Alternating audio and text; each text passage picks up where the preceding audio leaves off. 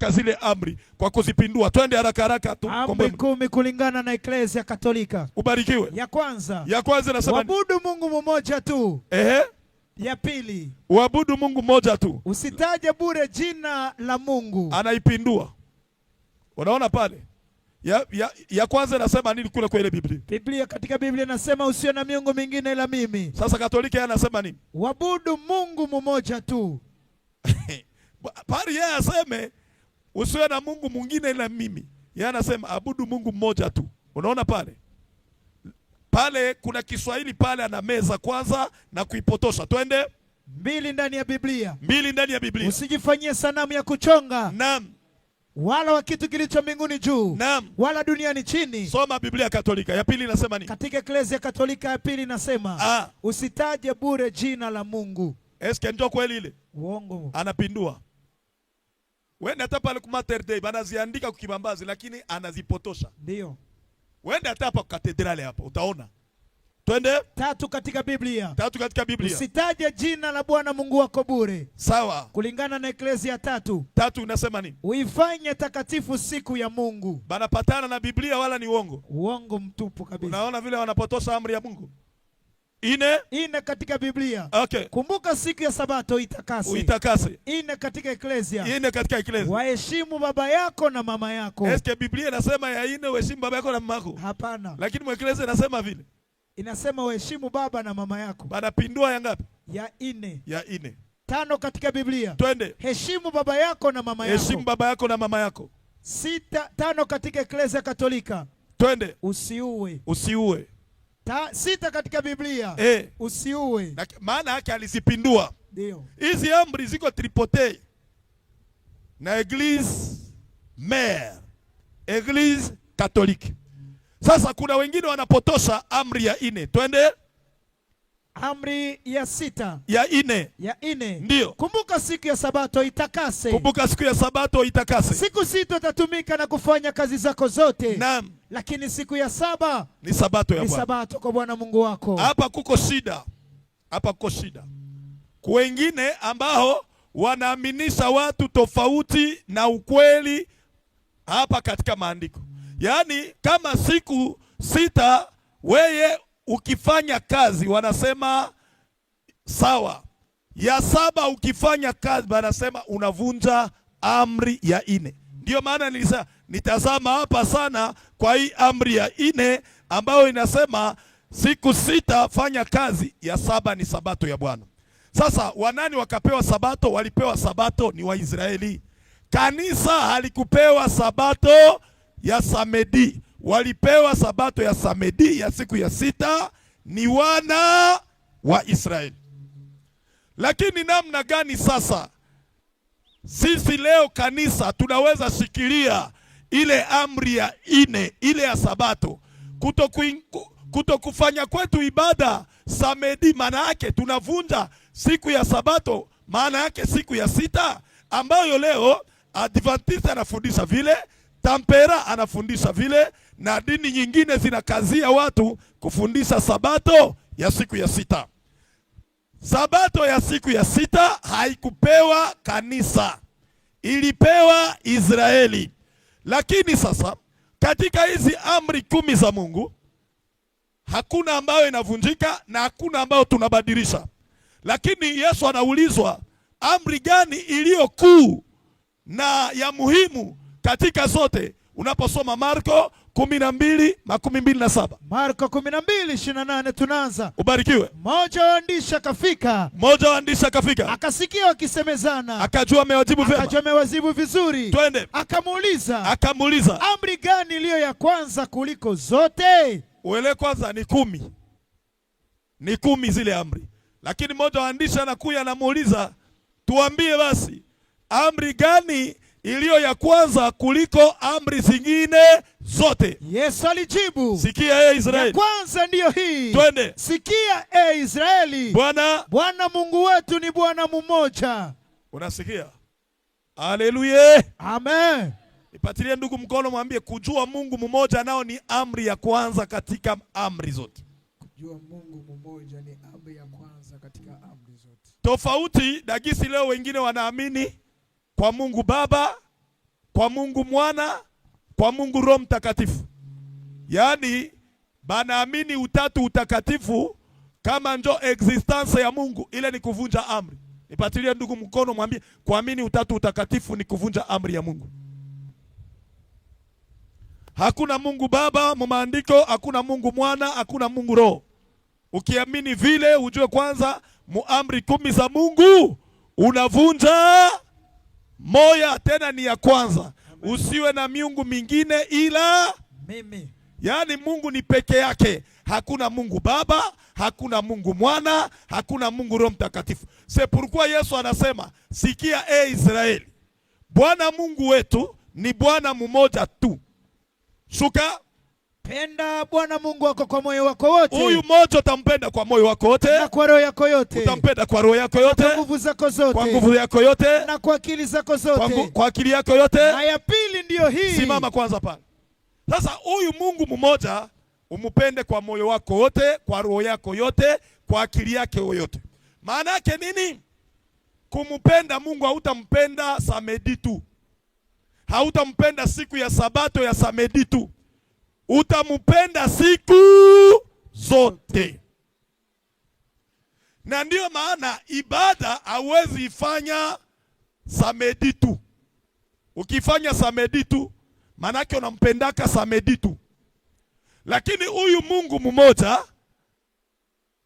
mmoja ambaye maandiko yanasema umupende kwa moyo wako wote, kwa roho yake yote, ana jina yake. Na ile jina yake ukisoma katika maandiko, ana jina ambalo linaitwa Yesu Kristo. Amen. Na ukimwita Bwana wa Sabato ni sawa, kwa sababu ye mwenyewe ni Bwana wa Sabato. Anaisema katika Marko 2:27. Twende haraka pale. Marko 2:27. Ubarikiwe. Akawaambia, Sabato imefanywa sababu ya watu wakufanywa sababu ya Sabato. Basi mwana wa watu ndiye Bwana ya Sabato vile vile. Yaani ukiamini kuwa Yesu ndiye Bwana wa Sabato, hautatafuta Sabato ya siku. Utamutia Yesu katika maisha yako kila siku. Ndio maana ya andiko Sabato, maana yake pumziko. Ndio yeye anasema katika 11 ya Mathayo 28. Twende. Kujeni kwangu nyinyi wote mnaosumbuka na wenye kulemewa na mizigo mizito, nami nitawapumzisha nyinyi. Kwa wajibu ya Biblia, Sabato maana yake pumziko. Kwa lugha nyingine kukoma, kwa lugha nyingine kuacha kazi.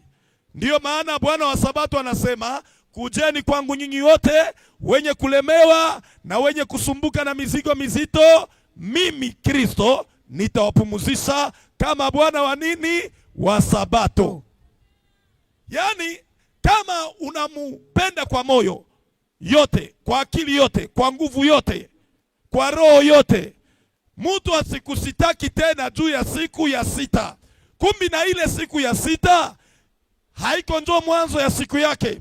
Siku ya kwanza, ya pili, ya tatu, ya ine, ya tano, ya sita, ya saba, zote ni siku za nani? Za Bwana. Na ndiyo maana mitume haikukamata ile Sabato ya siku ya sita kama vile ni siku ambayo inazidia siku zingine zote. Mitume wakaingia siku kwa siku 2:46. Twende haraka. Matendo ya Mitume 2:46. Ubarikiwe. Na siku kwa siku kwa nia moja waliingia hekaluni. Naam. Wakivunja mkate nyumba kwa nyumba. Naam. Na kupokea chakula chao kwa furaha. Yaani bao hawakukamata Sabato kama vile ni agizo la kuingia kila samedi, lakini wao kisha kumpokea kila siku balimkamata special ndani ya maisha yao. Amen. Tofauti na dhehebu ambayo inasema ukiingia siku ya sita unashika amri za Mungu utazishika siku zote, na ile ya ine utaishuka siku zote, na ya pili, na ya kwanza, na ya mnane, na yote utazishika siku zote. Ndio maana mtu asikwambie hivi nyie muingie siku ya samedi, siku ya sita, siku ya Sabato, mnavunja kwanza amri ya Mungu. Hapa ni kukorofia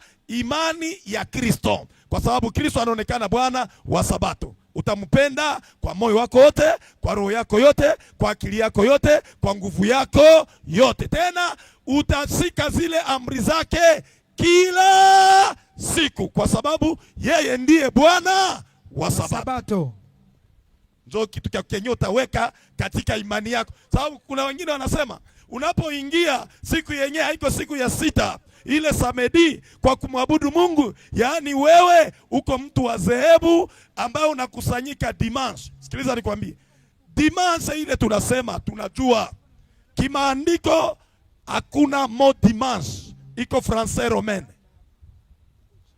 Ukisoma Louis Sego banasema premier jour de la semaine, dimanche iko français romain.